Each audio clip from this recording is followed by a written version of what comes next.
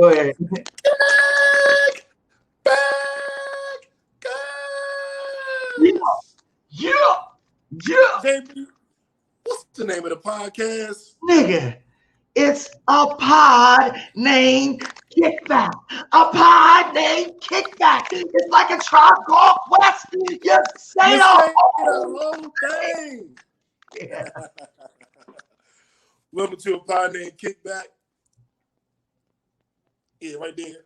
Also known as the Black CNN and the Revolution will Will be televised. I'm no breaks new, the righteous ratchet. If you throw it, I catch it. If you got it, I'll match it. Every Monday, Monday. we right back at it. I am the Black Savage.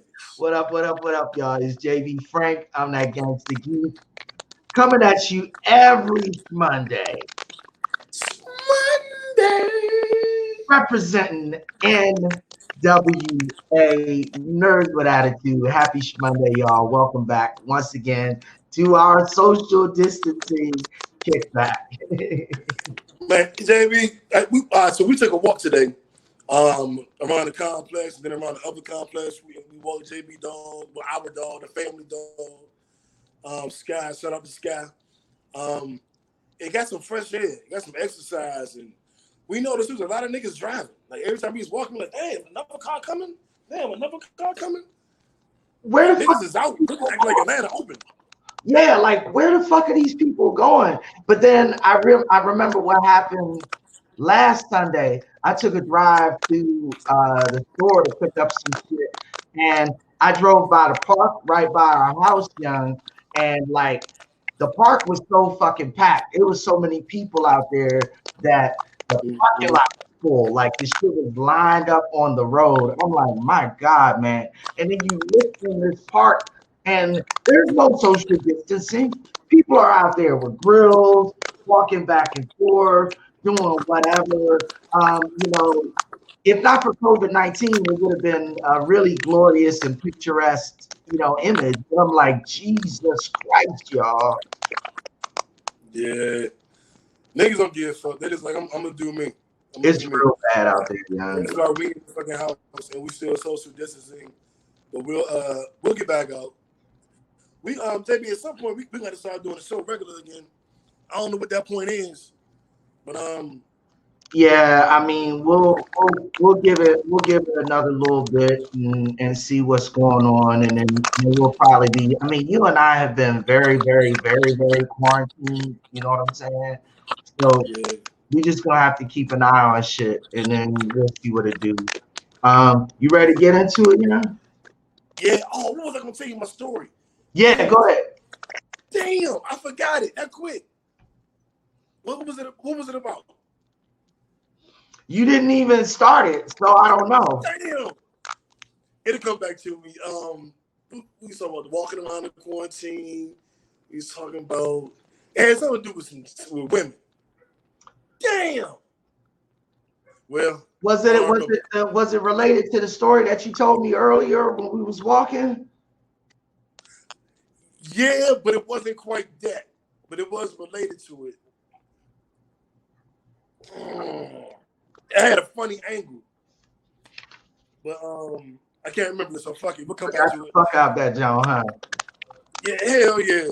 Hell yeah. All right, well, it's all good news. Let's get into it. Personal high and low of the week. You want me to go first? Sure. And age before beauty. Whatever, nigga. I don't know that that's true. My personal high for the week was for me actually going out and getting an antibody test for COVID-19 and seeing that there are no antibodies in my system, which means that there's a good chance that I may have never had COVID-19 because I have exhibited zero symptoms for almost 4 weeks now, right? So that made me feel good. Talking to my kid's mom, talking about me being able to get out and see them again because I've been symptom free and I went and got the test done. You know, I'm actually going to try and go and get just a straight up COVID test just to double check and make sure.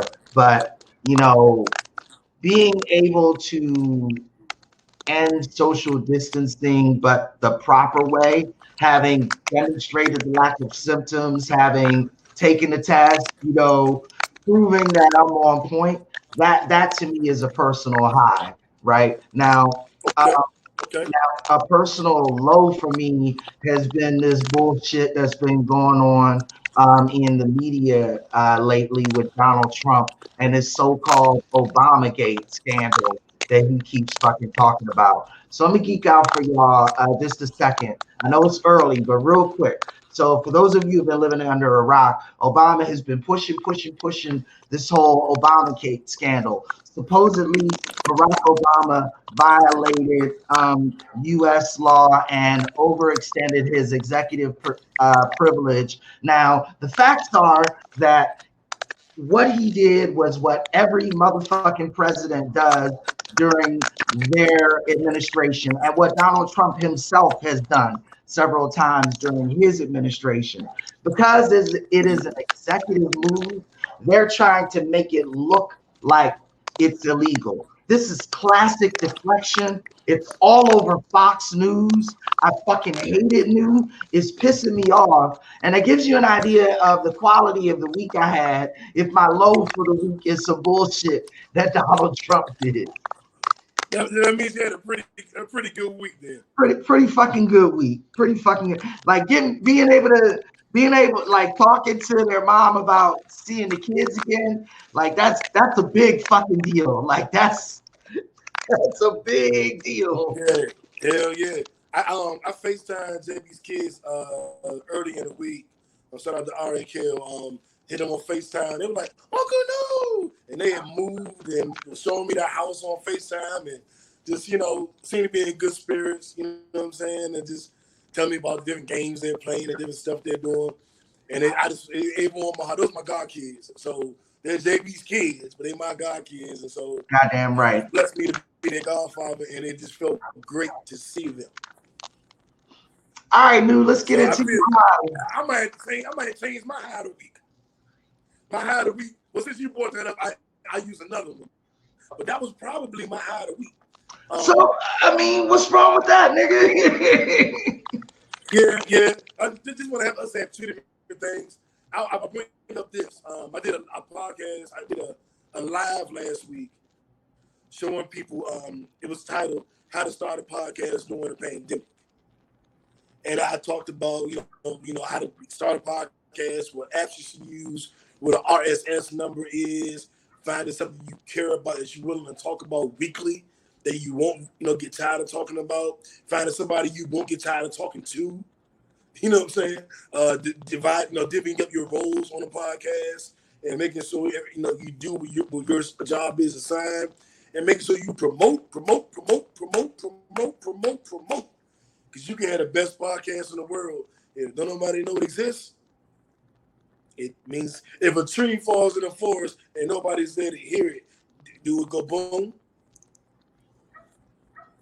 So my high was connecting with people and being able to express, give some game back to people for free. And have them go, they want to start a podcast. I literally just told you how. So that made me feel good. And people say they wanted that. So I felt good that they actually wanted to hear that from me. Well, people always come to us asking for advice about how to create a podcast. Me on how to build it, me on how to run it from a technology standpoint, what equipment they need to acquire, you know, and whatnot. So, you know, let's keep it 100. We in this podcast game to win, but we're not worried about additional competitors. You know what I'm saying? Like, come on. Right. Because nobody gonna do what we're gonna do. It's only one righteous ratchet. It's only one gangster geek. There it is. Couldn't have said it. Worried about it. We rocking with you. We ain't haters. We give you the game. Couldn't have said it better myself, my G. Hey, perfect. Ready? I'll shout out to some of our PG County brothers. Oh shit! Oh, I just saw it pop in. He hit a comments like PG County. Nigga, I almost fell out my fucking chair today. I was like, yeah, tune into the podcast tonight. You're like, I only listen to PG podcasts. I'm like, nigga. We gonna talk about that shit. No, we gonna talk about it right now. Let's do it, man. Let's do it. The next just went viral. Hey. Our viral story of the week is Something's in the Water. The PG County documentary put together by Kevin Durant, showcasing the immense and vast amount of talent amongst Prince George's County basketball players. And JB, it's more than just seeing who was good and how they got good. It was finding out what black coach, I forget his name, but he studied under John Wooten and brought that back to PG County. So we had an education on basketball early when not John Wooten, under Dr. Naismith. John Wooten was, I guess, the most legendary PG County coach. But right. the black gentleman who studied under Dr. Naismith brought basketball back early. Like in the first 10, 15 years of basketball's existence, before there was a major league, he was teaching it. You know what I'm saying? So that was dope to see. Stevie Franchise, always great to see him. They talked about the Terps. Different, Terps, Katino Mobley and Steve Blake and all that shit. Juan Dixon. But they talked about all the players that were actually from PG, not just Terps. So you got Quinn Cook, who now plays with LeBron. Victor Oladipo, who plays for Indiana Pacers. Adrian Dantley. I didn't know Adrian Dantley was from PG. I didn't know he was from PG, but I knew he was from the DMV. I didn't know it was PG County, but I knew he was from the DMV. And then where was Bernard? What was Len Bias from? PG. They talked about Len Bias. They talked about how amazing he was. I remember when Len Bias died. I went over one of my mother's good friend's house, and he had a Len Bias jersey. I'm about to hang this up now. And I was like, okay. He was like, yeah, Len Bias died. And I was like, who? I'm like 6, 7 years old. I'm like, who died? Len Bias, he's from here. He played basketball at the University of Maryland. He like the best player in the country. And I was like, what happened? It's like, he had an overdose. I was like, oh shit. Yeah. And then after that, I remember when Len Bias' brother got killed at PG Mall, they robbed him of some jewelry. So Len Bias has been in my consciousness for decades. And I really would have been curious to see if he was better than Jordan. He bust Mike ass in college. They say he was a motherfucking monster, and they said that he was going to change the Celtics when they picked him up in the draft.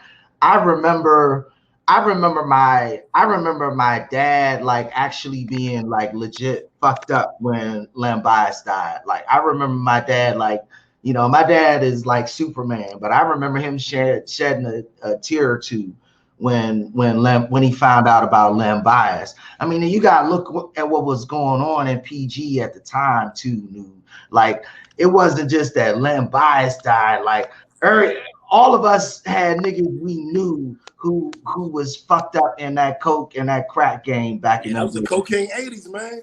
Yeah, man, it was crazy. So it was yeah, I remember that shit.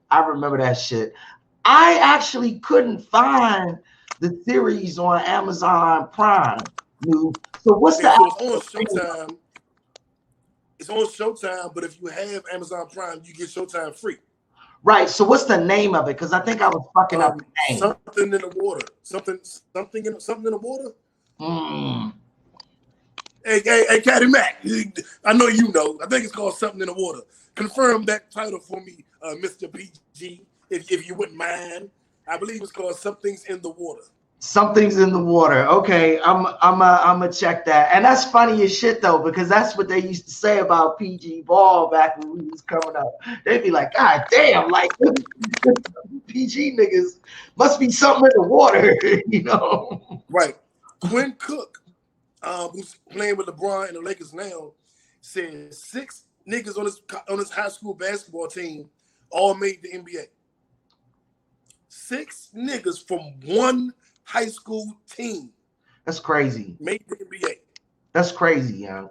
And I think 5 of them are still in the NBA and 1 is in the G League. So that's ridiculous, dog. Yeah, that's absolutely bananas. Nu, let me tell you that for some reason I cannot post the comments like I could last Sunday. So let me shout out Don. He confirmed that Len Bias was completely pleasant, and then he also confirmed that the title was something in the water. So appreciate those comments, man. Sorry we can't post them. Yeah, that's rated R ass. Don't give him no love. That's rated R. Oh shit! Oh shit! I find out to his government and shit. Okay. What's up, R? You probably don't remember me and shit, but I remember you singing on the hook. We all got a song together. I'm pretty sure he remember you. I'm pretty sure. You know he on Ride. Yeah, I'm pretty sure he remember. Duke recorded that on at Mini East Studios. Shout out to white folks. Who else is on it? Slash Waterboy did the beat. And it was me, Rated R, white folks, you, and Sherelle Rowe. Yep. Damn, nigga. How about that? I think you back years, nigga. That's almost a decade ago. God damn. We got that is 9 years ago. We gotta find that recording, man. We gotta do like a EP or like a little jump, like the glory days. I'm gonna do a best of. Call that shit the museum. Well, but you gotta my greatest misses. The nigga, like we made like I want to say something like 25 songs between 2011 and 2015. Like we made a shitload of music. We made way more than that. You're probably right. You're probably right. I'm saying that a solid 25 of them could be released, though. Yeah.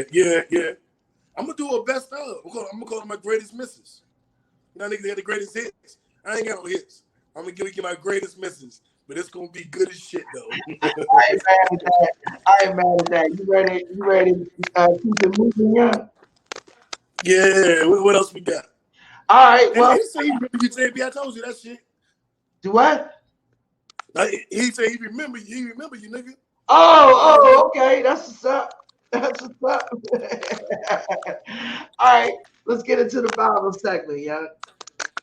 All right. So we did the IG battles. So we did ours. We tried to do it on Facebook this week because Instagram kept shutting us down. And what we found was Facebook gonna shut us down too. Right. But and I said we given that we weren't doing it no more. We did T.I. versus Rick Ross. We've done Prince versus MJ. We've done Rihanna versus Beyonce. We've done Tupac versus Biggie, and we did Jodeci versus Boyz II Men. But somebody told me we could do it on Zoom. And we did Nas and Jay-Z too, right? Nas and Jay-Z. Nas and Jay-Z. Yeah, so we do the best battles. Versus had Nelly and Luda.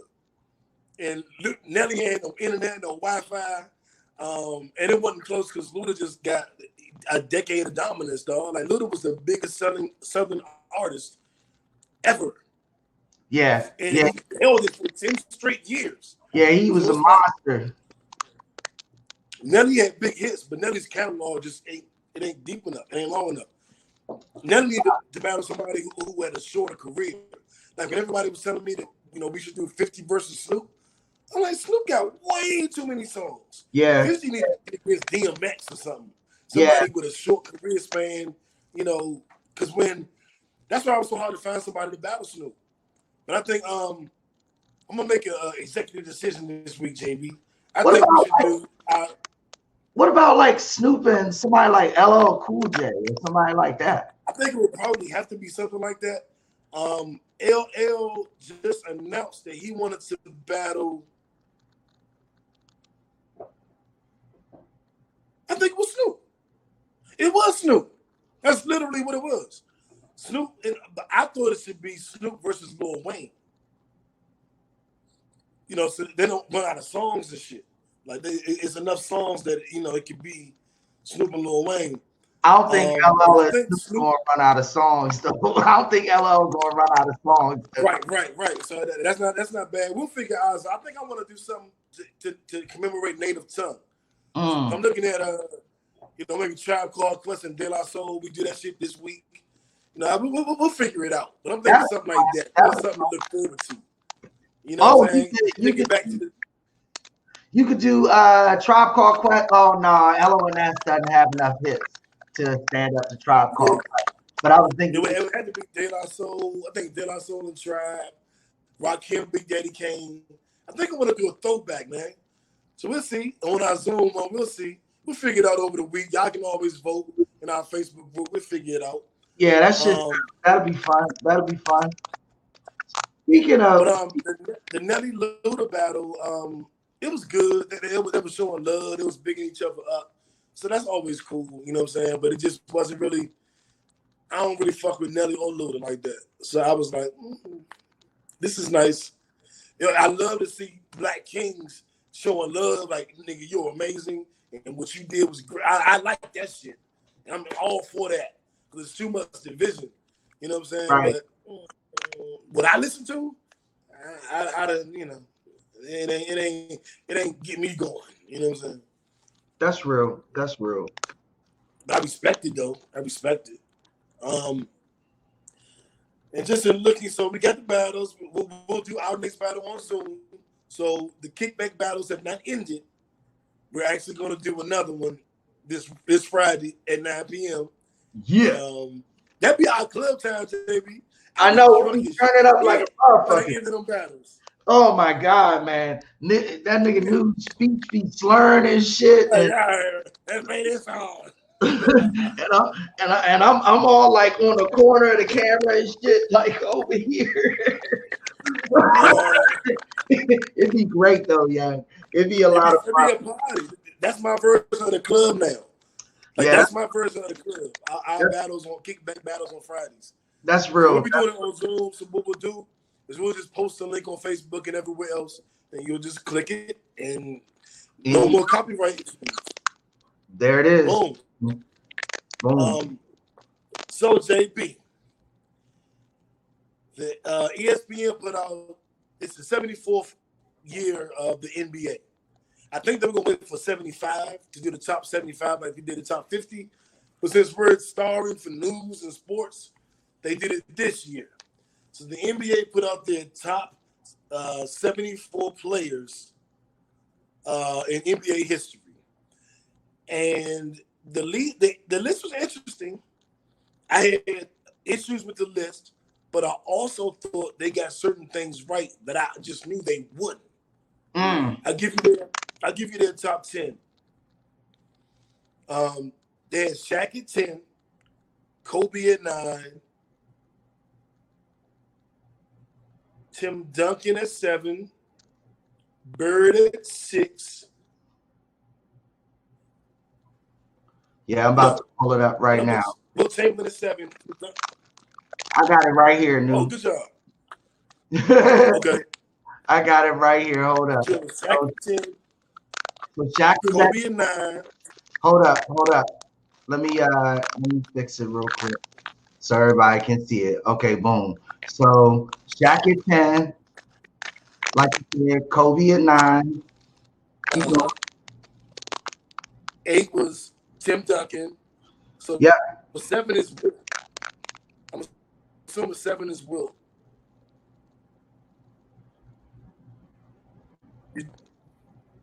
Seven is Larry. 7 is Larry Bird. So 6 is Will. Yep. 5 is Magic. 4 is Bill Russell. 3 is Kareem. 2 is LeBron. And 1 is Michael Jordan. I like that top 10 list, JB. It's just not totally correct. Yeah, I actually like it too. I think for the first time they actually got close to being fair. I think they weren't as anachronistic as they sometimes are, you know, like they wasn't what? As anachronistic, and I'm using the word a little bit. That's the Gangster Geek words of the week. That's a Gangster Geek word of the week. This guy, yeah, I'm using it a little bit incorrectly, but I think it's apropos here because when you do things anachronistically, basically you take things out of time, out of context for their full scope of time, right? So a lot of times on these lists, they'll pop up like the greatest players of the last 10 or 15 years rather than the greatest players of all time, you know, which gets a little frustrating for me. This time they did some of the old school heads justice. In my opinion, they actually kind of picked the wrong old school heads though, but we'll get into that in a second. Okay, and JB, you know I'm going to debate you on this list. You know how I studied in the NBA, and you know where my mind is at. But I'll tell you this, they got some things close to right. They made Akeem Olajuwon 12. They made Steph Curry 13. Right. They made Kevin Durant 14. They made Scottie Pippen 21. What the fuck is that? They made Isaiah Thomas, my favorite player of all time, 31. Behind Steve Nash, AI, and Stockton. Total bullshit. Isaiah Thomas beat the Bird Celtics, beat the Magic Lakers, and beat the Jordan Bulls all in their prime. Who else can say bad motherfucker? Bad motherfucker. No question. And when he retired after only 11 and a half seasons, he was like the second leading assist guy, and he averaged over 20 points as a point guard. And he like, fuck out of here. So my issue is I wouldn't have Shaq in my top 10. I agree with you on that though, Nu. I agree with you on that. No question. I think that spot, I think Bill Russell is too high because I know what he accomplished, but it was only 8 teams in the NBA when he did it. So it wasn't like the NBA now with 30 teams. It was 8. They were the best team. They won every year. You get credit for that, but I don't know if you get top 5 credit for that. Yeah, that's real. And Wilt being bigger than everybody else is like Shaq to me. Of course, your numbers are inflated. You're going against Bama's. You're 7 foot. You're going against Bama's at 6'1". It's like Wilt and JB playing center. Yeah. What y'all think Wilt gonna do? He gonna put his nuts on JB glasses. No, he's not. I'm gonna punch that nigga in the kneecap. Fuck that shit. No, he's not. No, he's not. So I struggle with that. Shaq, but I'll let them stay on the list. Point. Yeah. I'll let them stay on, but I will remove Shaq from top 10. And I struggle with who should go there. They have Kareem. They have Hakeem Olajuwon at 12. I kind of think that spot belongs to him over Shaq because I saw Hakeem Olajuwon destroy Shaq repeatedly. Like when the King was playing, the center was a dominant position. Yes. He bested Patrick Ewing. He bested David Robinson. He bested Shaquille O'Neal. Yes. Those were his contemporaries, and he shitted on them all. Yes, he did. Dikembe Mutombo. Like, that was a center-driven decade. And Hakeem won 2 titles. No other dominant center won a title. They couldn't beat Jordan. Right. Now, Hakeem didn't have to play Jordan in the finals. No, he did so not. That's somewhat of an unfair advantage. But when Patrick got away from Jordan, he lost to Hakeem. When Shaq got away from Jordan, he lost to Hakeem. And then everybody in the West lost to Hakeem just in general. That's just what happened. Yeah, there it is. I'm going to put. We're going to go ahead, JB. Oh no! I was agreeing with you. You're absolutely right about those points. Hakeem to me is the greatest center in basketball history in terms of pure skill, pure talent. Now, he didn't have the length of career that Kareem Abdul-Jabbar did, So you gotta look at a fucking 21-year career and arguably the greatest fucking scorer of all time and be like, god damn, that's a lot. And so for that reason, Kareem and not Hakeem Olajuwon made his way into my top 10. However, in terms of Right, talent, hold on. Let me stop you there. You're right, 21-year career, and Kareem has a claim to best player ever because of his high school career, college career, and NBA career. But I'll remind you, Kareem was there with the Lakers, and they had the worst record in the league, and wound up drafting Magic the next year. And then they drafted Magic, and in Magic rookie season, they won a title. So if your team is the worst team and you're there, and then you draft one player and you become the greatest team arguably ever, your impact ain't that high. well, You know Magic, I also want to. I'm gonna stick up for my guy. Give me 1 second, JB. Give me 1 second. I'm gonna stick up for my guy. Hakeem Olajuwon is the only player to win MVP, Defensive Player of the Year, and Finals MVP in the same season. Hakeem was the best player, on both ends of the floor, and he got a couple rings. He was 2-3 in the finals. That's not the most impressive stat. And it's hard to argue against somebody who had such a great college, high school, and NBA career. So my new rule is, like we say, Peyton Manning is the greatest regular season quarterback ever. Kareem Abdul-Jabbar is the greatest basketball player from birth to death, from birth to retirement. I think that's Going his high school, better than everybody. Going his college, better than everybody. And then if you mix his NBA with that, it's going to boost him up. So he's the greatest basketball player for totality. But NBA career, I wouldn't put him there. What do you think about that? Yeah, I would argue that you're discounting some of his NBA achievements a little bit. The Lakers were just a ridiculous team back then. It kind of is what it is.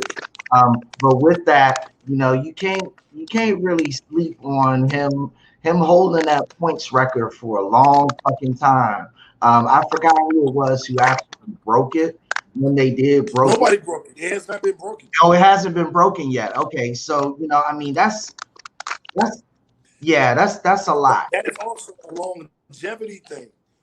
And I don't give a lot of credence to that. Like, I take you into consideration, and I don't penalize you for it, but you got to keep it in perspective. I respect the scoring streak if we went by total points scored on average. If your average points per game was 20, but you played 21 years, and my average points per game is 35, but I only played 12 years, the better scorer is a nigga that averaged 35 over 12 years. It ain't close. But if you play 80 years, then you're going to have more points. Yeah. I'm not taking away from Kareem because the skyhook, I'm not diminishing him as it may sound, but I'm not giving him extra points because he was able to stay healthy or had the desire to play longer. So he accumulated more. It's not a knock against him, but it isn't the ultimate validation. It's like with our podcast, JB. The totality of our numbers are as competitive with any podcast in the United States. In our category. That's a fact. It can't be disputed. But I also know we put out more content than a lot of podcasts. So we might do 49, 50 shows a year, they may do 40 shows a year. Now, the numbers are what they are. You can't debate them. But if they're killing us every week, but we just got more episodes, then it becomes more balanced. It isn't like we're shitting on them because we got way more. Like, no, they do way less. So now it's more equal playing field. So instead of saying we're number, that makes sense. Well, well, it does. And I was just glancing at Kareem's stats. You know, across the 19-year career, I mean, he picked up 24.7 points a game on average. Like that's pretty fucking. That's gangster. That's what I'm saying. Like that's.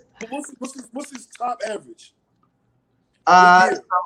So he led the league in scoring in 1972, 71-72 with 34.8 points a game.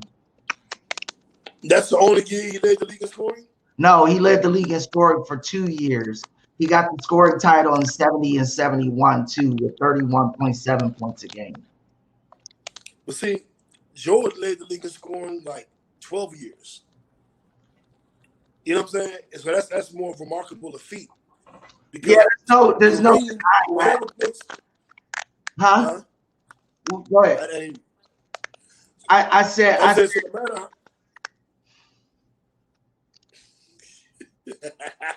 all right, I'll go.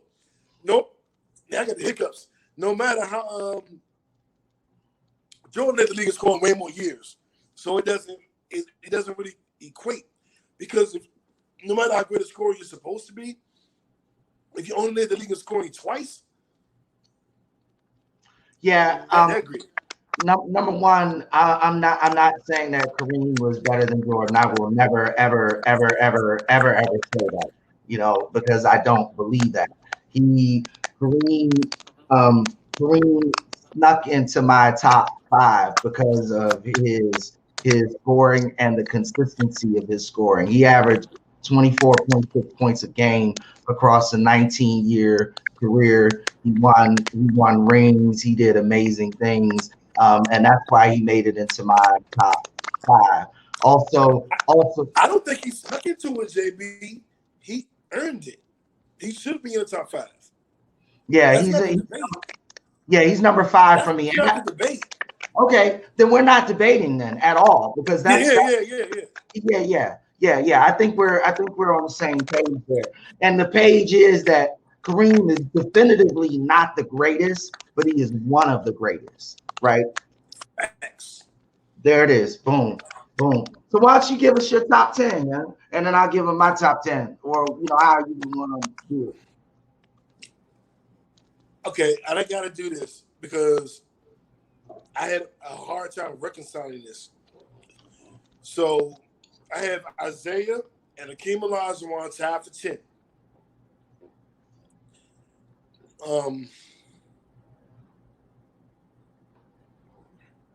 I would have Bill Russell at 9. I would have Larry Bird at 8. I would have Wilt Chamberlain at 7. I would have Tim Duncan at 6. I would have Akeem Olajuwon at 5. I would have Kareem. Not Akeem Olajuwon at 5. I would have Magic. Magic. No, I had Magic, and then it goes to Kareem, Kobe, LeBron, Kobe, Jordan. Kareem, LeBron, Kobe, Jordan. Excuse me, my top 4. And I got the fucking hiccups in the middle of a podcast. That is some bullshit. That's happened to me, though. I'm going to try to hold my breath while you give your comments and see if I can make it go away. All right. That's what's up. So, Jeremy, I appreciate you watching with us, my brother. Thanks for tuning in. That's pretty much it as far as what we got for comments right now. Jeremy checked in and said, what's up? Now, in terms of my top 10, I've got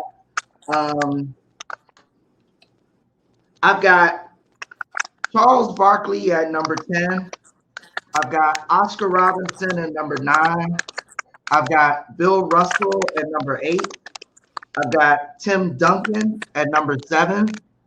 I've got Larry Bird at number 6. I've got Kareem Abdul-Jabbar at number 5. I've got LeBron James at number 4. I've got Magic Johnson at number 3. I've got Kobe Bryant at number 2. And I have Michael Jordan at number 1. I ain't mad. I ain't mad. And honorable mention. I like it. Honorable mention for me, number 11. I had him at number 10, but I decided to switch him and Sir Charles. But number 11, almost number 10 for me, was Pistol Pete Maravich. You know, Sanu, I took a quick second and looked up some of Pistol Pete's stats.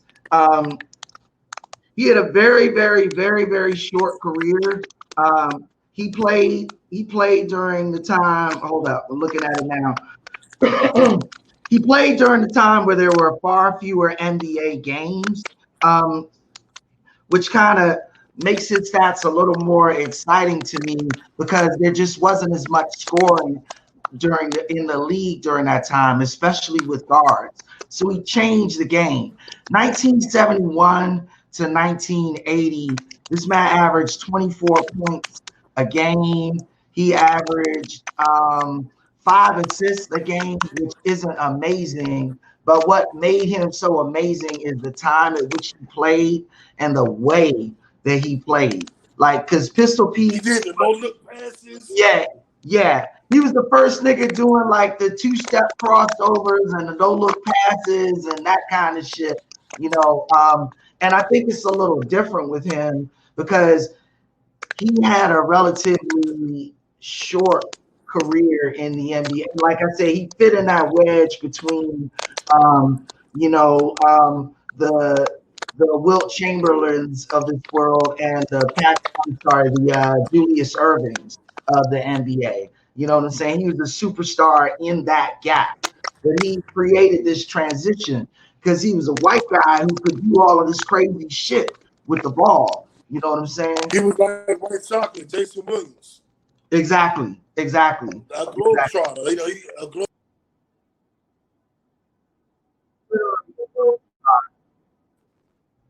New lost his connection for a second.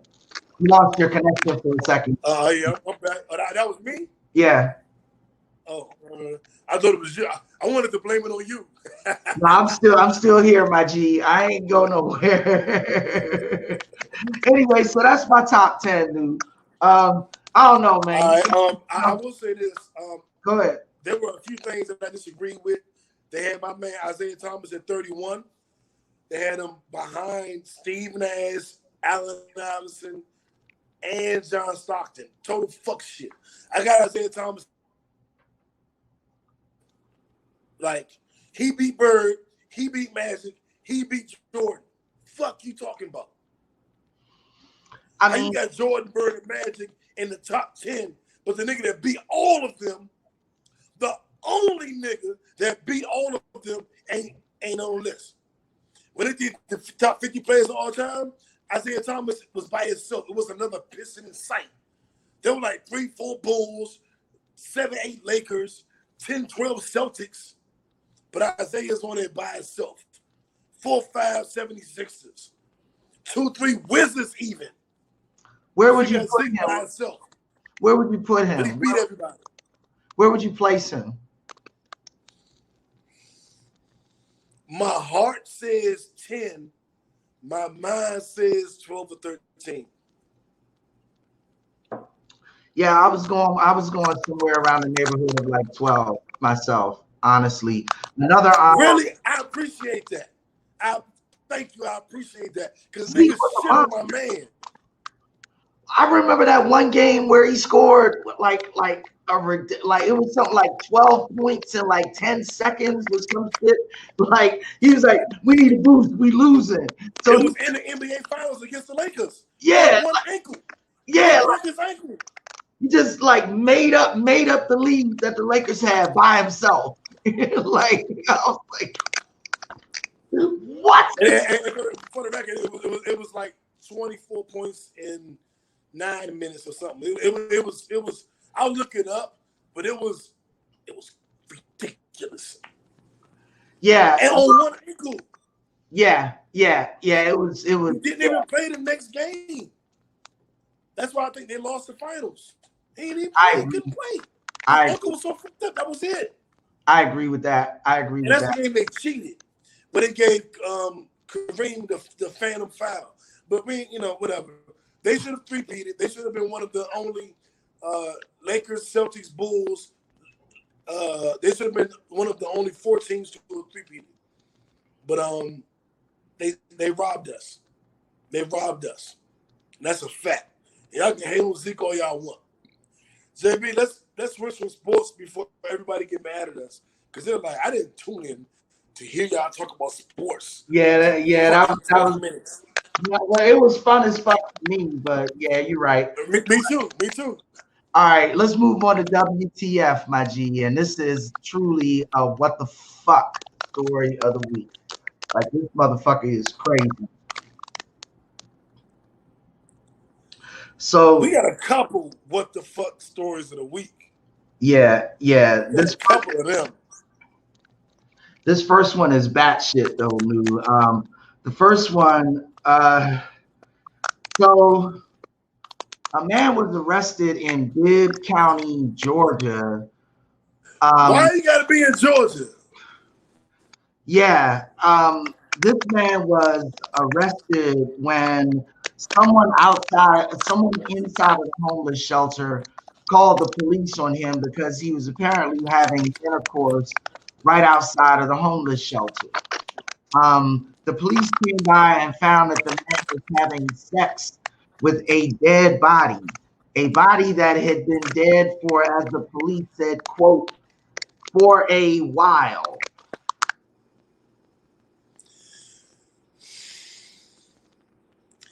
I understand the term necrophilia, so there's a word for it, and I'm not a kink shamer. I'm like, do what you like, but this one, I'm gonna shame you.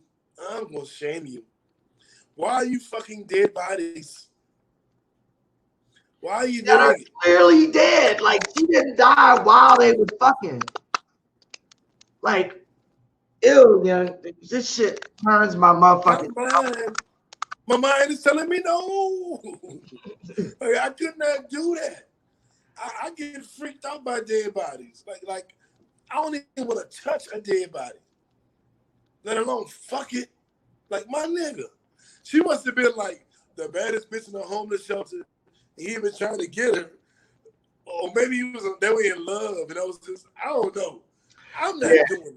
I can't picture scenario where I do it. Jeremy said, gas face, thumbs down. What the fuck? Because what the, like, this shit. And you know what was fucked up, Lou? You know what was fucked up? It was a black dude who did this shit. They got a picture of him on the article, and sure enough, looking crazy. He look crazy. The guy looking at us. He look crazy. I'm not gonna show a picture because we don't shame black men on this show, but at the same time, that shit was fucked up. Like, it was just all the way fucked up, and there ain't no way around it. Yeah, you tripping, homie. Tripping, homie. Like for real, like, need professional help, kind of tripping. Anyway, let's move on because this shit is kind of grossing me out for real. Let's move on. Because the only person that's interested in that shit is Rated R. That's his type of thing. But moving on. This guy. Anyway, so our next what the fuck story of the day, and this one is kind of exciting, y'all. We've got some real proof out there for you alien conspiracy theorists. Apparently, this shit is real. This shit actually happened. So here we go, right? There is newly released footage by our military, the U.S. Navy declassified footage that shows incidents of people, pilots chasing these unidentified flying objects, these UFOs. Isn't that crazy? Yeah, like they're saying that they're about the sizes of drones, but possess sophistication and technology that the Earth has not seen. Not just the United States, but the Earth. So this is what I would call clear evidence of alien life. I've always believed there's alien life. I have been a little reluctant, JB, that they got to be smarter than us, or they got to be better than us, or they have to be more technologically savvy than us. I've held out like, why are they smarter than us? Well, the basic answer to why they're smarter than us is because they can travel outside of their own solar system and come to our planet. That's pretty much it. You know, like a motherfucker. If we believe that we haven't been to other planets, if we believe that. Well, I don't know. I mean, maybe we have, but I don't know that we have or haven't. But that's exactly my point. We don't know that they've been here or not. We just know that there's somewhere, there could be aliens somewhere, and we know we are here. That's all we know for a fact. But the assumption is always they came here, they saw us, they did this. The assumption is never maybe we went somewhere and saw some shit. You know what I'm saying? Think about alien movies. They're in the minority, the ones that we went somewhere and saw something. Most of the movies is like they came here, or we were about to go somewhere, and then we found them on our way. You know, they were in our spaceship some kind of way. It's very rare that you go like, we went to this other planet and we saw some shit. You know what I'm saying? Well, I mean, those type of plots tend to be on like some Star Trek science fiction future type of shit because, you know, a lot of people kind of deal with the technological hurdle associated with breaking the force of gravity and literally how much energy it takes to go to space. Like it takes an enormous amount of energy to break our atmospheric barrier, which is why those beliefs exist.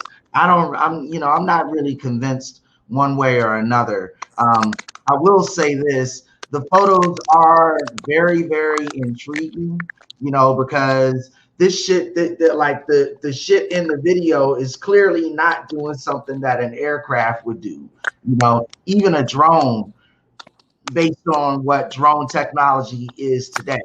So it is like, yo, like what the fuck is that? But at the same time, who the fuck knows? Maybe I don't know. Maybe the Army is working on some military drone technology we don't know about yet. You know what I'm saying? Who the fuck knows?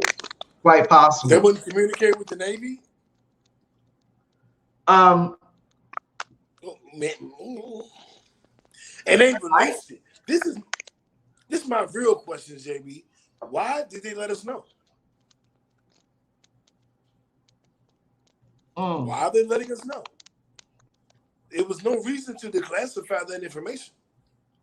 Well, that makes me think something going on. They're willing to tell us shit. Think about it. I believe there's aliens. I believe we know about it. I believe the government knows. I mean, but they ain't telling us shit. Now all of a sudden in 2020, they telling us. Well, there's an obvious answer to that question and the answer is again misdirection. The same reason for the existence of this Obamagate bullshit. All of this detracts our attention from the fucking horrible job that our president has done with handling this epidemic. Like in most other countries, you can fire the leader of the country. For example, you can fire the prime minister of Canada or Great Britain or France for being incompetent, for fucking up so bad that you like Parliament can just fire that motherfucker. The United States is the only country where we have to go through a trial to remove our ruler, our prime minister, our leader from government. And that's very, very real because I think all of this is misdirection. I really, really do. Folk are kind of chuckling online. Lil Rod talking about ancient aliens, and Jeremy says X Files. So they getting them. Right. Yeah. I mean, I've always believed that, to me, and this is how I equate it, and I don't mean to be like super offensive, but this is how I equate it. For humans to be like, we're the only people in the universe, it's a level of arrogance. I look at it like we're religion when they go, you can only get to heaven through my particular belief system. That's pretty arrogant of you. To think that only yours works, to think that we're the only planet that got life. Like we're so amazing that there can be a lesser life or a greater life somewhere else. It's pretty there's no arrogant. question. Yeah, I mean, even if you look at just the statistics, how many solar systems are out there in the universe? How many planets are out there in the universe? There have to be life has to have existed somewhere else, or have to exist somewhere else. Just looking at the numbers, you know what I'm saying? It's just as simple as that, New. Last what the fuck story. Speaking of space news, and I'm glad you put this on because this is something I can. I did it for you. Apparently, scientists are discovering now that the sun is going through what's called a lulling period or a low radiation period, meaning that Lil Rod said we really should watch Ancient Aliens. I have watched Ancient Aliens. I'm reading this. I'm literally reading this comment now. Like literally reading it. And I was like, oh. But I've watched the show, dude. I'll provide commentary during Netflix and chill. But at any rate, hey, hold up. Jeremy said because the Earth is flat. That's something you wanted to talk about. Yeah, he's joking though. He's kidding. I know, but he still brought it up. That's why it's funny. Young, I called this Bama up on Saturday and basically cussed all the flat earthers out. Talking to him like, what the fuck is this shit? Like, why are these niggas so stupid? I have literally gone to the top of the World Trade Center and seen the curvature of the earth. Like, it's real. I've ridden millions of miles in planes. Every fucking time I look out of the window and there's no cloud cover, the earth looks like that. Like it's a curve, nigga, a pronounced curve. You can see it.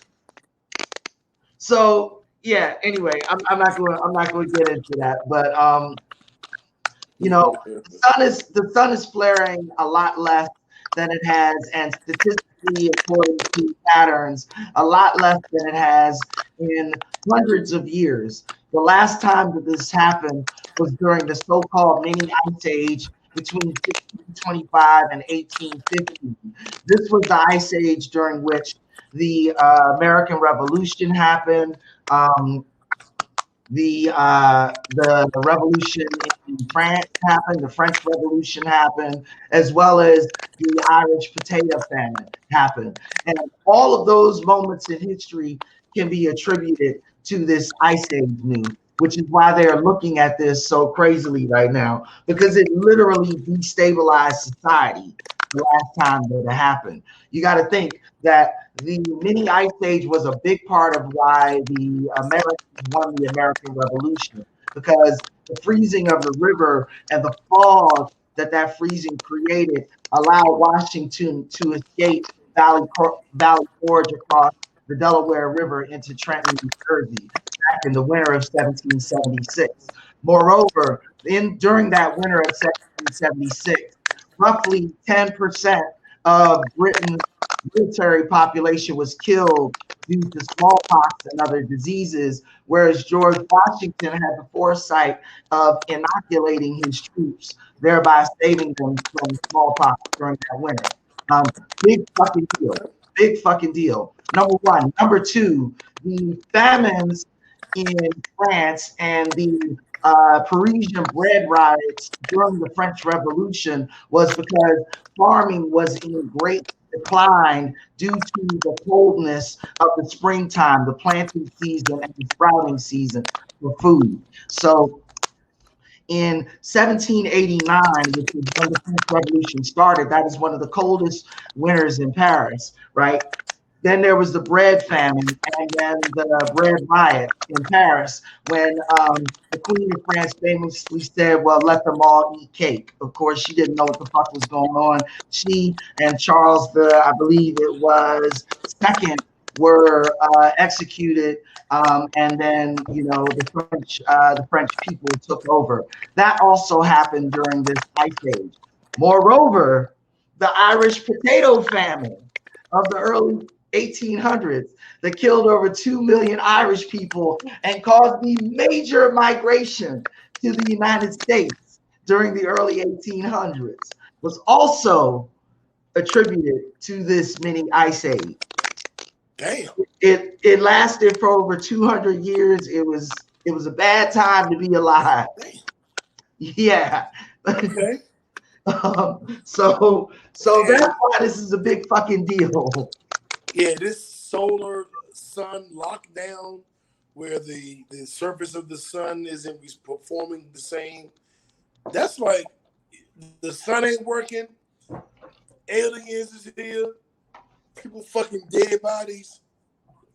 We got a fucking disease where we gotta wear a mask everywhere we go. Nigga, this shit seems like the end of the world. Of the world as we know it. That's why I set that song to the 5 chat. That REM song. It's the end of the world as we know it. This shit is crazy. Okay. Well, let's do something to boost everybody's spirits. Do we have a funny story next? Yeah, what always boosts my spirits is a Donald Dumpy. Pussy. Huh? Pussy. That was my guess. That's what boosts my spirits. I'm looking at like I'm gonna get some pussy this week. I'm tired of playing. I'm gonna get some pussy this week. I'm gonna fuck me a phlebotomist. Somebody got what you call them, thermometers and shit. I'm about to fuck me some nurse. A phlebotomist is not somebody who's got the thermometers and shit. A phlebotomist is no. They do. A phlebotomist? I know for a fact they do. Did you say phlebotomist or phlebotomist? I didn't hear what you said. I don't know. I said whichever one has that shit. Well, those are two different things. That's why I was asking. Well, what did I say? I think you said a phlebotomist, but then the second time you said phlebotomist. The one that deal with blood. That is a phlebotomist. That is perfect. What's the other? What's the other? The phlebotomist. Phlebotomists actually, what is that? They try and determine psychological behaviors and personalities based on bumps on your skull. Yeah, it's a pseudoscience from the 1800s. Not that one. Ladies, if you want to date me, you gotta have a thermometer. Yeah, that makes sense. That makes sense. Or a big butt. You either gonna have a big butt or a thermometer. If I'm gonna risk it, you gotta have a thermometer or one of them Miss Parker. Yeah, I'm not gonna do that. You doing the most right now. She knows who I'm talking about. Well, they both do. So let's move on to the Donald Dumpy Dumb Award, young. I'm not even gonna comment on that shit. I got nothing. That shit went down the road. I'm laughing and drinking. That shit went down the road too. All right, go ahead, JB. All right. I'm trying to recover. Yeah, I hear you, nigga. I hear you. So the Fed, our first Donald Don't Be Dumb award, actually our only Donald Don't Be Dumb award goes to, and I have to pull up this asshole, Maurice Spain from Love Hip Hop Atlanta, who was arrested Wednesday night and charged with bank fraud. Now, why was he charged with bank fraud? He was charged with bank fraud because he took one of the small business loans from the federal government, and basically balled out with it. Leased a Rolls Royce, bought a bunch of jewelry and shit. Now he did pay child support. Now he did pay his child support, but yeah, so the Feds got his ass because really, nigga, you apply for a loan and say that you need to help pay for 50 or so employees that you need to keep working for the remainder of the year, and then you do this type of bullshit. Number one, his dumb ass didn't think he was gonna get caught. And I'm like, really, nigga? Like, you leasing a Rolls during COVID? Like, what? Like, nigga, why? What are your responsibilities? Who's gonna see it? Yeah. But then again, he in the A, so damn near everybody is seeing an A nowadays because motherfuckers driving up. Because everybody acting the ass. Yeah, exactly. They should get our second Donald Don't Be Dumb award, young. All these motherfuckers out here acting like there isn't a pandemic going on right now. Like that's. Hey, Ron calls him Lamont. You big dummy. We might have to change our Don't Be Dumb award to the Lamont award, the Fred G. Sanford You Big Dummy award. This old Ron said. You big dummy. I like you, big dummy, JB. I like that. I'm good with that. I'm okay with that. You like that? Yeah, I heard you. I said, do you like it? I do. Okay. Let's do it. The You Big Dummy Award. So yeah. he gets our You Big Dummy Award. Yeah, let's do it. So Maurice Payne, you get the You Big Dummy award for being such a dick and spending your bailout money on a Rolls Royce and other stupid ass shit. He got $2.2 million and spent over $1.5 million of it. You big dummy. Anyway, let's get off of this idiot. What else we got, JB? Let's move on to our Nipsey Hussle Award. We got some good ones this week. Nip! Neighborhood Nip. Yeah, we got some real good ones. The awards and we name them after people. But like, shout out to those people. Like, real shout talk. out Neighborhood Nip. I don't real know what his message would be right now, going through all of this, what he would be telling us, but he will probably tell us to take vitamin D3, take 1,000 milligrams of vitamin C, get your sea moss and your black seed oil, take a multivitamin, take your medication for any other pre-existing condition, socially distance, and encourage everybody and show love. I think that's what Nip was saying. I think Nip would say that. So I wanted to say that. So back to our Nipsey Hussle Awards, JB.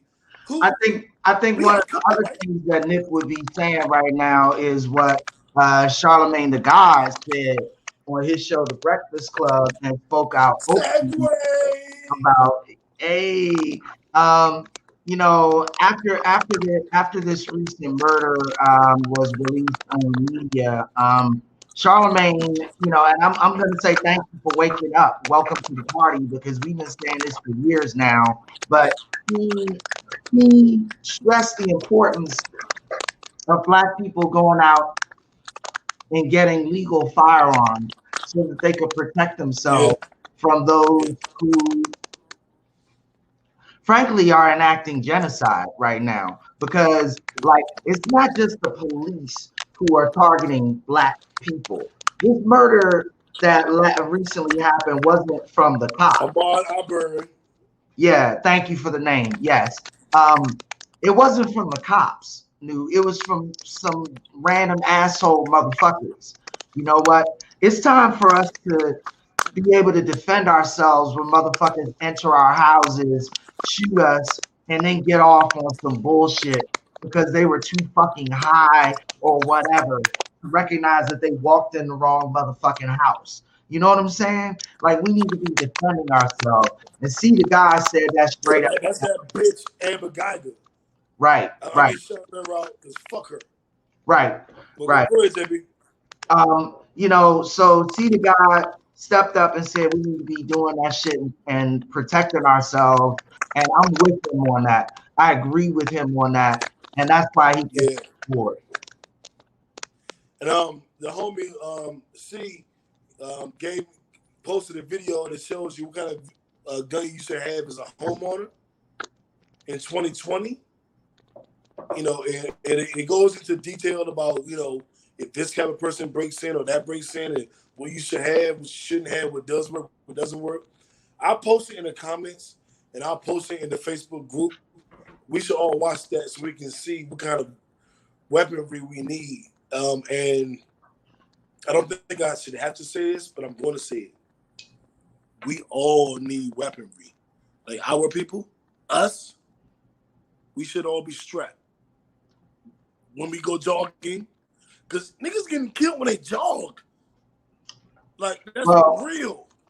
Well, and you know, the simple fact is, like, why did people carry a gun in the Wild Wild West? Like, far fewer gunfights happen in the Wild Wild West than is portrayed in the movies.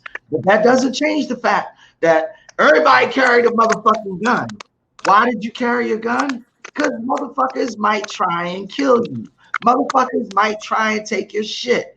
And believe it or not, most of them bitches are cowards. Now, whenever you raise a gun and point it, you need to be ready to kill. Point, period, point blank. That's just fucking it. Let me say that again. Whenever you raise and point a pistol, you need to be ready to kill.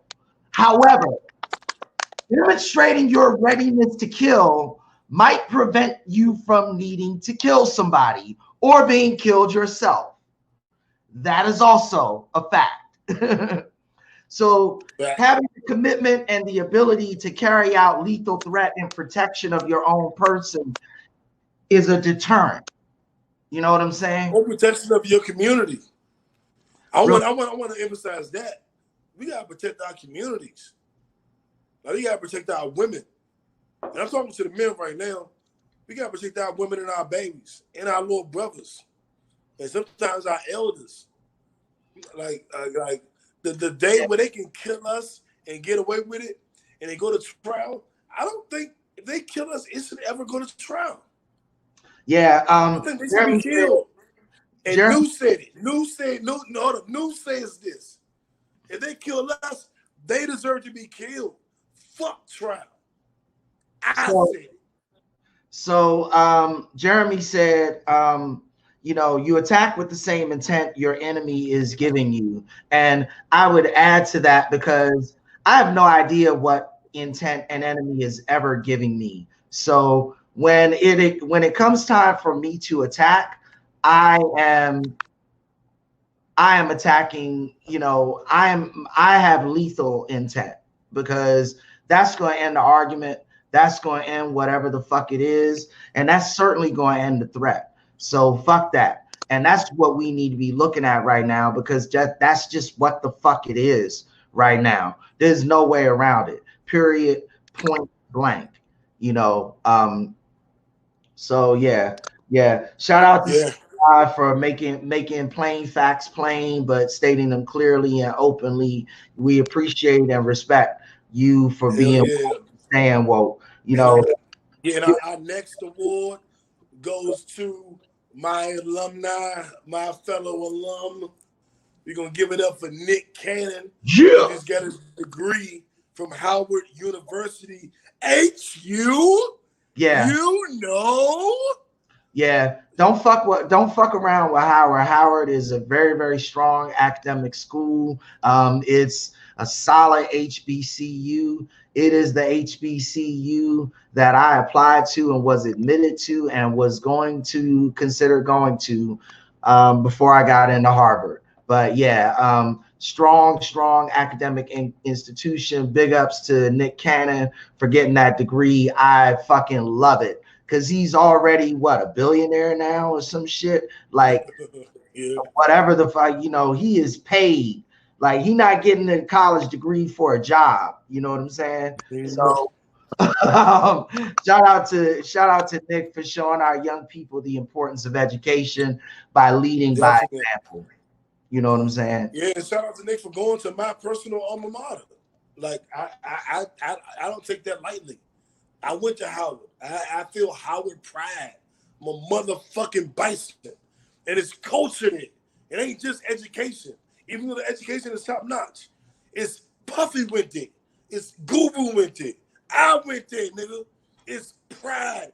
It's culture. It is self-awareness. It is power to the people. It is civil rights. It's all that. And I'm just very happy to be able to include Nick Cannon amongst Puffy, Debbie Allen, myself. There's so many amazing alum. And I put myself in it. I did it. That's what I did. It's great to know that so many great African Americans, Black people went to motherfucking Howard. And Nick Cannon can be another one. Like DJ Khaled say, another one. So I'm just happy. Shout out to Nick Cannon, man. Do your thing, bro. I'm happy too, young. Moving on, man. Our final Nipsey Hussle Award. We had 3 of them this week, dude. So there was some grinding and shining going on this past. Hell yeah. Hell yeah. Jeff Bezos is expected to become the first trillionaire in world history. The first trillionaire. Apparently, COVID-19 has been very, very good for Amazon. And shout out to him. Like, fuck it. This nigga is, but Jesus Christ, a trillionaire. God damn. He definitely creeping up on it. I mean, and I was surprised to know that he would be the first trillionaire. I assumed somebody else was. Obviously, I was wrong. But I think whenever you can be the first financially in that category, shout out to you, nigga. So shout out to Jeff Bezos. When he got divorced, he had to give his wife all that money. We were like, wow, that's right. Obviously, he didn't hurt him that bad. He gonna be all right. He gonna be all right. that Bama, I mean, you got to think about it. Like $1 trillion is like the GDP of Texas, and which also has a GDP of more than, so Texas by itself has the GDP of more European countries except for Great Britain, France, and Germany. Texas by itself. So for him to have the amount of bread that Texas kicks out in a year, like that's fucking crazy. That nigga could buy a country if he wanted to. Buy and run a country on his money. That's fucking He could buy a barber and get free haircuts and have him be COVID-19 free. That nigga probably got a COVID-19 staff. That nigga probably got 20 motherfuckers working in his house. In 2 months, I've cut my own hair. I've tried. But I need a fucking haircut. I'm just too pussy to get it. Yeah, my shit is looking a little crazy too right now. I need to go ahead and handle that. you know. But I got clippers in the house, so I just Yeah, I got clippers in the house, but I don't go bald like you. Like right. I like my hairline. It looks good on my face. My beard probably look dark and chocolate. Motherfucker probably like, damn, nigga beard is growing. Anyway, what else we got, JB? Yeah, let's keep it moving, young. Transitioning on to Netflix and chill. And I mean, during COVID-19, obviously Netflix and video and all of that kind of shit, home entertainment has become Why Jeremy, you laughing? Jeremy said the nigga looking like Castaway. He said you look like you was on a desert island. nigga, yeah. I feel like it. Shit. And right now, Kayla, my goddaughter, she's texting all the family, and I'm not in a conversation. I want to jump in somebody like, hey, but I'm busy doing a podcast. But I see it. So anyway, back to Netflix and chill, JB. Our kickbackers, and shout out to the kickbackers,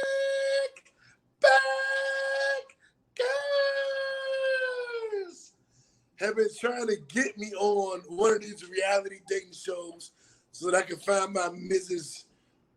New. And one of them is Married at First Sight. Someone tagged me in a post that Married at First Sight is going to be filmed in Atlanta this season. And so I got it, and I was like, here they go. The goddamn kickbackers. I applied, JB.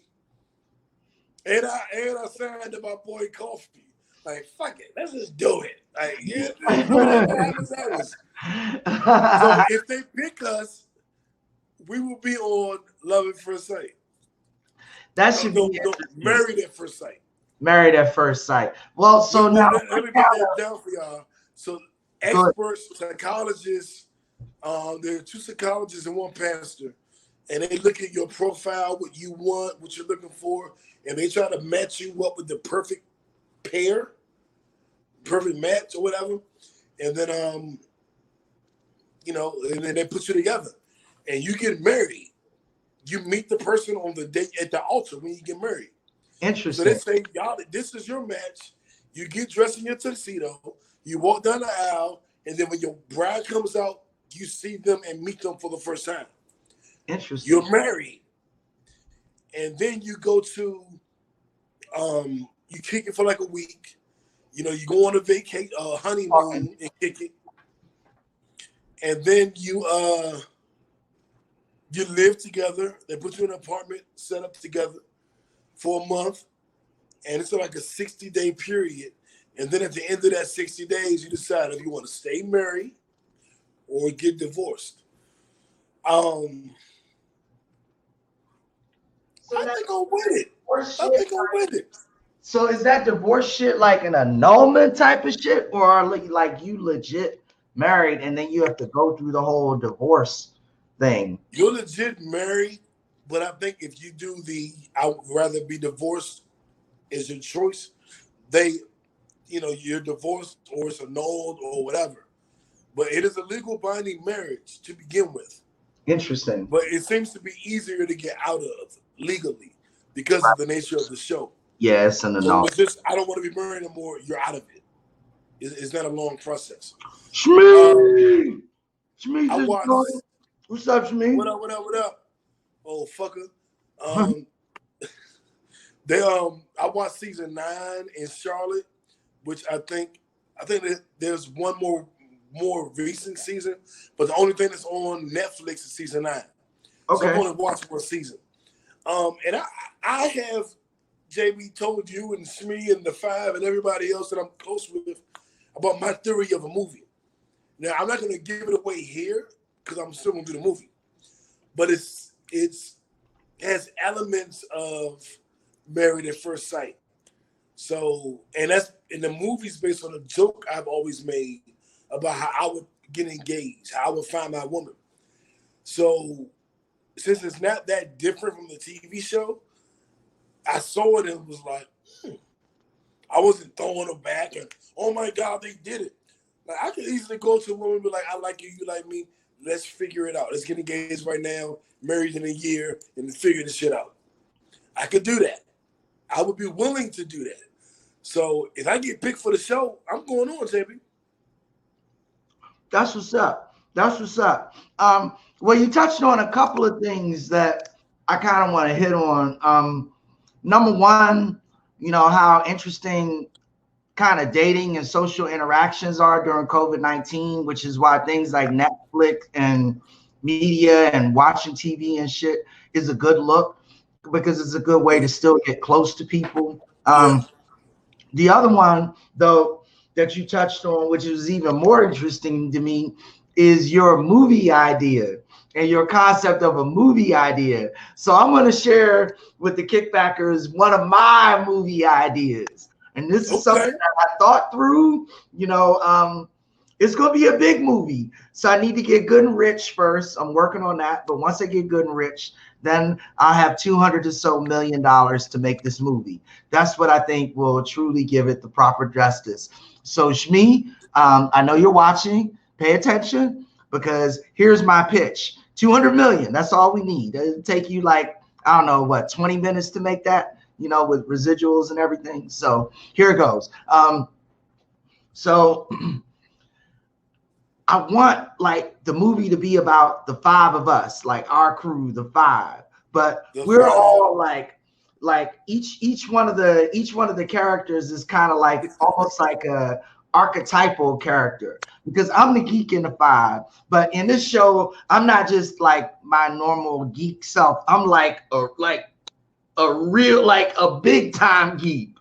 I fucking invent time travel, and I come up with a way for us to go back and change history by changing seminal events. But there are only five of us, and we're the five baddest motherfuckers on the planet, and we all trust each other. So we're thinking we can come up with 5 seminal events in history that we can change to change how Black people have been affected in history worldwide.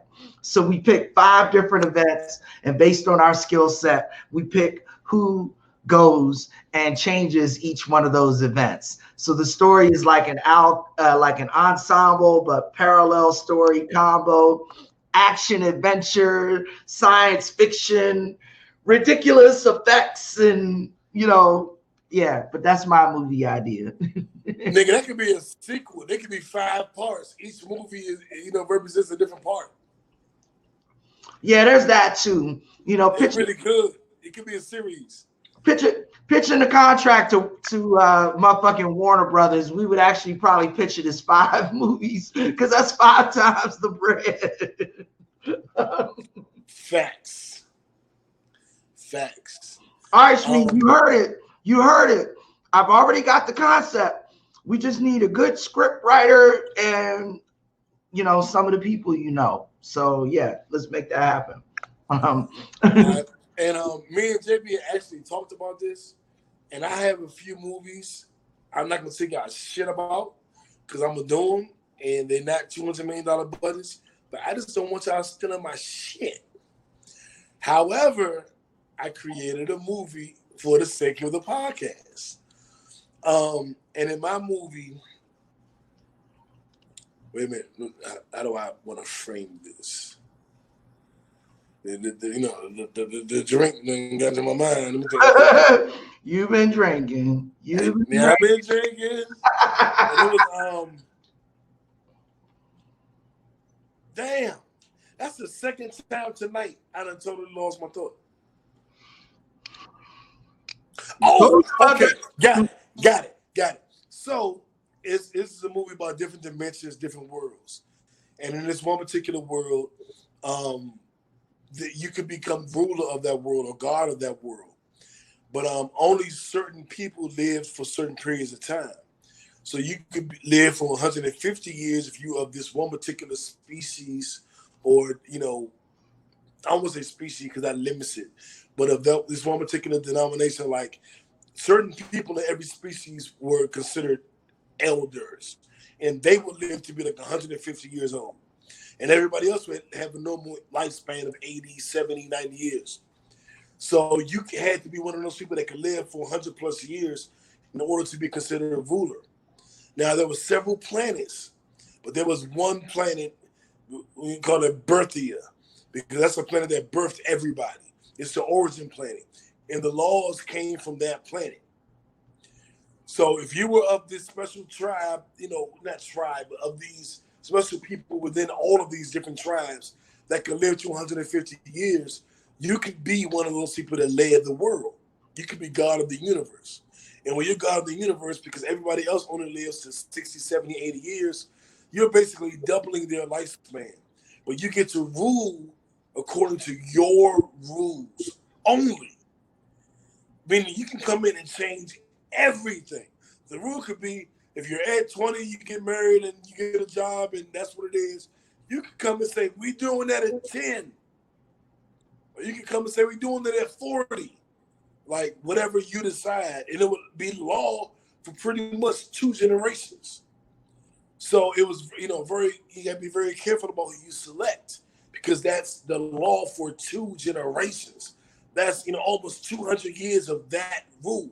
And the world ebbs and flows based on who gets in. And it doesn't affect 4 years like an election. It affects, 100 or hundreds of years. And then the orange people got their guy elected who was nothing but an orange 45. And he had ruled for 150 years.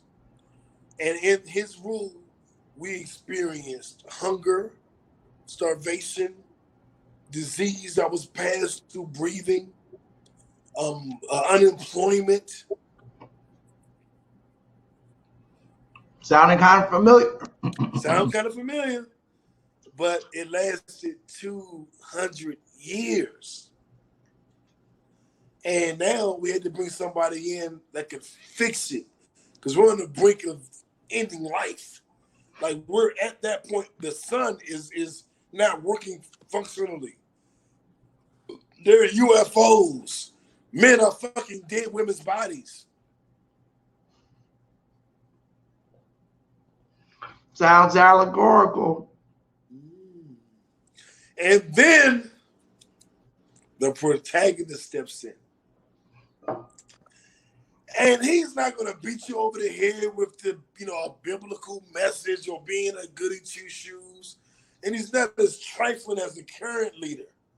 He's in the middle. He's like a righteous ratchet. And he saves the day. So that's my movie, JB. That sounded more like an acid trip than a movie, but I'm okay with it. Right. Speaking of acid trips, continuing along the lines of Netflix and chill, young. I found a show on Netflix called Psychedelic Stories, and it's basically I saw that. I didn't watch it, but I watched the whole fucking thing. It was dope as shit. Like it's all these movie stars and famous people. Carrie Fisher, Sting, Sarah Silverman, Ben Stiller. It was actually produced by Ben Stiller. A shitload of people talking about how they were tripping on acid and how crazy that shit was. And it was fair. Like they were like, this shit is, they weren't like, oh yeah, it's weed, it's good for everybody and everybody should do it. And most of the motherfuckers were like, use cautiously. You gotta relax. Use cautiously, but if you do get a chance to use that shit the right way, that shit might change your life forever. And I got to thinking about that shit and thinking about the time I was taking Valerone and not Valerone. What was the other one? Fuck, I forgot the name of it. Kickbackers, if y'all know the name for the other malarial drug that isn't Valerone, then put that in the comments. But whatever that was, when I went to Africa, and I had to take that shit for like 2 weeks before I went to Africa, and then the whole fucking time while I was in Ghana. And the doctor, when he handed me the prescription, and when your doctor like looks you in the fucking eye and stops smiling, you know that's a motherfucking serious conversation. That nigga was like, all right, so just be clear. This drug has been statistically shown to cause hallucinations. And I was like, I'm about to go to the jungle in Africa, nigga, and you telling me I'm gonna be seeing shit? Like, right. And he was like, Right. It doesn't happen very often. And most of the time it happens in your dreams. And I was like, oh, okay. I was like, you should have led with that, nigga. Like, right. You led when you might hallucinate. I was like, nigga, then I'm not going to Africa. Like, fuck you mean? Anyway, whatever. The Africa trip was great. No hallucinations. But when I got back, I went to Australia. I caught a cold in Australia. So I started taking codeine pills. But the other drug was still in my system. Yeah. I had some of the craziest dreams I've ever had in my life. Like, I mean, I've never seen colors like that in my life. I can't even describe it. You know how you see like the Mac and Devin movie with like all of the swirling patterns and little shit jumping over here, like all of that shit, nigga, all of that shit in a dream. I was like, yo. I woke up and tried to write down what I saw. It was that profound. I woke up and tried to write down what I saw. And here's the crazy part, kickbackers. I looked down at the page, having thought that I had written down like 2 paragraphs about what happened, and it was total gibberish. It wasn't even like words. It was like just scribbles on a page. Damn. That's some good shit. So then they start talking about acid, and they're not talking about this shit happening in dreams. They're talking about this shit happening in real life, nigga. ASAP Rocky said, and I'll give you this one spoiler. ASAP Rocky said, I swear for God, a rainbow shot out of my dick one time. The hell? He said he fucked a girl on acid and a rainbow shot. I might have to investigate. Now I might need to take a look. What's going on here? This sounds interesting. He said, I don't even like rainbows. Yeah. Anyway. So next we got what we got next? Well, I mean, we want to talk about the Scarface reboot for next. They're allegedly remaking Scarface with Michael B. Jordan. I don't know if it's going to be an exact adaptation or if it's going to be, years later or what. But it's tough when you tackle a classic. Yeah. I'm optimistic, though. I'm going to say that. I'm just optimistic. He's not going to have the Tony Montana accent. He's not, but what is he going to have? What is he going to bring to that role to make it stand out? But I'll be optimistic, I guess. I'm optimistic too. I mean, Michael B. Jordan is a hell of an actor. Number one, he's an action star. Number two, so I imagine it's going to be more violent and more dynamic and exciting. So I'm looking forward to that. And you know, I would imagine they would take it to the hood. You know what I'm saying? Yeah, me too. Me too. So I You know, like that. I've been watching The Office on Netflix. I am watching it like sparingly, like if I want to just cut something on and something just be on TV. And The Office funny as shit, dog. Like Will Curl, I didn't watch it. I didn't even know Will Curl was in it. Steve Carroll. It's Steve Curl. I didn't even know he was in it. I just kept hearing about it and never watched it. To actually watch it and see this show, I'm just like, dog, like this is some get high funny shit, and I would have never thought to watch it. You know what I'm saying? But that's The Office is legit, and most of you have seen it. Kickbackers. But I'm late to it, and I like it. I'm laughing, JB. He been drinking. I'm sitting over here fucked up myself. It's all good. Yeah, I see you eating. Yeah, well, because I'm drunk, so I got hungry, so I grabbed.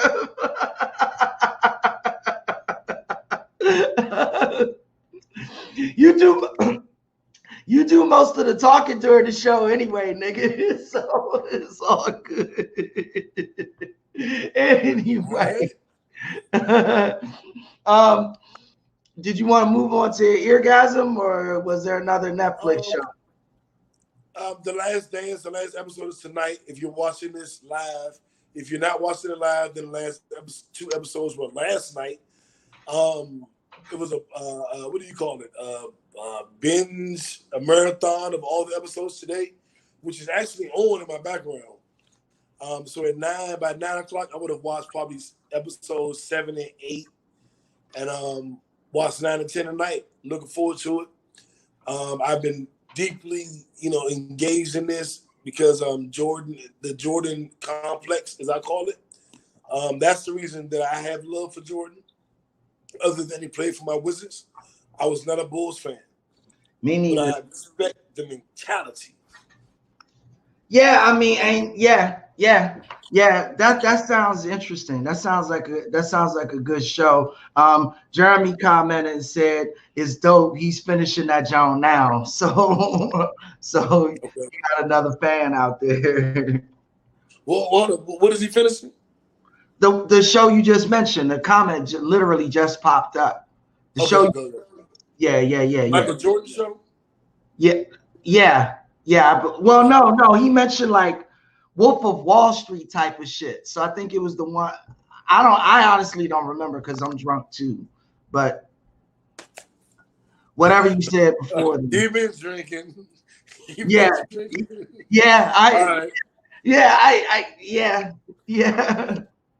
Okay, so Eargasm, Future drops a new album. It went gold in 30 minutes. There's songs I like on it. There's songs I don't like on it. It's shit I want to hear, shit I don't want to hear. That's my relationship with Future. He got 1 or 2, 3, 4 songs on an album that I know can get the girls going, and maybe 1 or 2 to get me going, and that's that. Will Smith did a remix to Joyner Lucas's tribute song "Will," and Big Willie got busy a little bit. He didn't sound like he was in his 50s. He sounded like he might be in his 40s or something. Yeah, he reminded motherfuckers that he could still flow. And I mean, Will, when he was a rapper, like he got on kind of that bubblegum shit a little bit, but he was a legit MC. Like he had bars, like for real. Like don't be dumb. Yeah. By the way, guys, just in case you missed it, most of the rappers who actually transition into Hollywood and into other venues, they have bars because they're intelligent and creative. They're generally like bad motherfuckers. So, just keep that in mind. Don't be surprised when it happens because it fucking makes sense. You know what I'm saying? A Hollywood rapper nigga, that doesn't make him a less legit you know, hip hop nigga. You know what I'm saying? Be clear. Yeah. Fresh Prince just wasn't a gangster, and he didn't have to be. No, but see, you don't need to be. I bet Will Smith will beat your ass. Will Smith is in shape. Niggas keep faking on Will. Will will fuck you up. Well, I mean, but that's a perfect point though, New. Like, you don't have to be a gangster nigga to be one of the greats. You know what I'm saying? LL Cool J was not a gangster nigga at all. Like, I wouldn't go that hard. well, no, not in hip point. hop though. Not in hip hop though. How is he gangster in hip hop? He wasn't talking about. How was he gangster in hip hop? What do you mean? He wasn't talking about murdering motherfuckers and selling drugs in the trap or none of that type of shit. He was. Those were his singles. Okay. I mean, it was mild, but he talked about street shit. LL was with all the street niggas, like in real life. He just didn't rap about that shit. That's all I'm saying, dude. That's all I'm saying. That much, yeah. Yeah, that's all. I'm saying something different. I'm saying that just because you talk about street shit don't make you street. And just because you talk about pop shit don't make you pop. I'm arguing a different point. Okay. What I'm saying is LL was in the hood with the real hood niggas.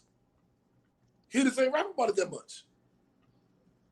So when niggas like LL pop, it's like LL will beat your fucking ass. Yeah. You know what I'm saying? Yeah. Okay, I get. That's the distinction I'm making. Yeah, like, I was solely talking about the music. I wasn't talking about their lifestyles or life or any of that, because honestly, I don't know where LL hung out. I don't know where Wilson. I don't know where. Like, I knew one grew up in Philly and the other grew up in New York. That's all I know. Like, that's literally all I know. Yeah. So I can't even. And that's why I brought that in. Yeah. Okay. Add some brevity to it. Like, let me throw some shit out there. Yeah. Like MC Hammer, fuck you up. All they do was let's get it started and all that dancing. Hammer beat your motherfucking ass. Oh yeah, Hammer was not a motherfucking joke at all. At all. There's several stories of Hammer running up on niggas, running up on Redman. Like, what you say? Like, Hammer beat your ass.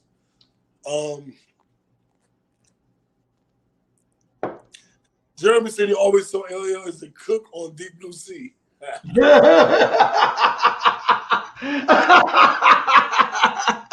If I'm not mistaken, he's like the first black person in a horror movie to make it to the end. So he was. What the fuck was that movie? Oh shit! Deep Blue Sea. It was Deep Blue Sea. Yes. Oh my god. He was in one of them Halloweens too. I don't know which one, but he was in one of them. That's the one. No, but Busta Rhymes was in a Halloween joint too. Yeah. And they talk about LL and Busta Rhymes to battle on Versus. So we'll see. That'd be fun. Yeah. No, it was Snoop and Busta Rhymes, I think. No, it was Snoop and LL, I thought. Now I think we said Snoop and LL. Oh, okay. I think Snoop said him and Busta Rhymes. I think. I don't remember. We'll find out in the next week or two. We're doing our live. You can always follow us on our Zoom. We'll post a link. We're doing a battle Friday at 9 p.m. So no worries. We coming back Friday at 9. The link will be available. Check that out. I think that's our Egasm segment.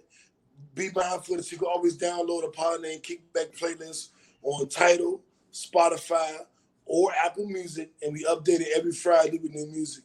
So it's 3 hours long, and you can enjoy it.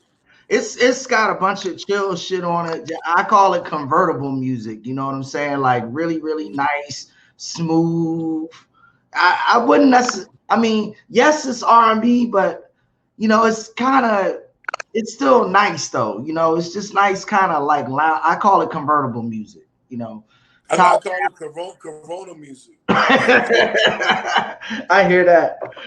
Some chill shit. They got, your peaks and valleys. You're gonna turn up a little bit, but for the most part, you're gonna be just on your in the house music. Ain't no parties unless you one of these dumb niggas throwing these Corona parties and killing everybody. But for the most part, we chilling by ourselves with one or two other people. How lit does it have to get? It's good music. It's good chill shit. There Rap it is. and R&B. There it is. There it is, man. There it is. Well, that's all the topics, new. Oh, no. I'm wrong. Sports. Whew, I almost forgot. We got to talk about the documentary that came out. we did talk about the PG County. We talked about that at the top of the show. We did? Okay, something in the water. That was what we had for sports. Yeah, we talked about that. We know the last dance documentary with Michael Jordan. The last 2 episodes aired tonight. It should be interesting. I ain't seen all 8 episodes the first week. So I am going to rewatch it on ESPN tonight. So by the time episodes 9 and 10 come on, I'm a little hipper. I'll probably watch it with somebody. Maybe give me a little virtual date or something. It's on there. I'm literally looking at it. Like, literally. That's like episode 5 or 6 or something. So we'll do 7 and 8, and then I'll watch 9 and 10 live. I want to thank y'all for tuning in and supporting. We've been on the charts heavy the last week or so, which means y'all are watching, y'all are listening. Thank you for that. We hope we're bringing you something you need during this quarantine time. We try to talk about politics, pop culture, music, sex, and sports every episode. Right. I think this is probably our most sports-heavy episode, but y'all give us that because we don't talk about sports that much. Thank you. You gotta let us have that. Thank you. When we get excited about sports, let us have it. Thank you. There it is. Good night and God bless everybody. Happy Monday. We'll see y'all drive time tomorrow morning, man. Yeah, be safe. Stay your asses at fucking home unless you gotta go to work. Don't be out here in the streets. And if you are, do the proper things. Really quick, vitamin C, 1,000 milligrams, vitamin D3. Whatever medication you're currently taking, take it. Soups, teas. Even if you ain't got oodles or noodles, watch out for the maturins because they had a COVID outbreak. I've been eating those oodles and noodles. So I'm like, I've been eating oodles and noodles when they had the outbreak. But I think I'm straight. I know people that have gone through COVID with no symptoms and came out of it and are very back to normal. I know people that are recovering. I know people who have recovered even though they had strong symptoms. I want to continue to pray for y'all and give y'all love and support and energy as you go through it. And I hope that the rest of us never have to go through it. And we are safe and taking every precaution. And don't confuse the allergy for COVID. And I love you. Like, I love you. Me and JB love y'all. And we just hope y'all safe, man. Uno. We out.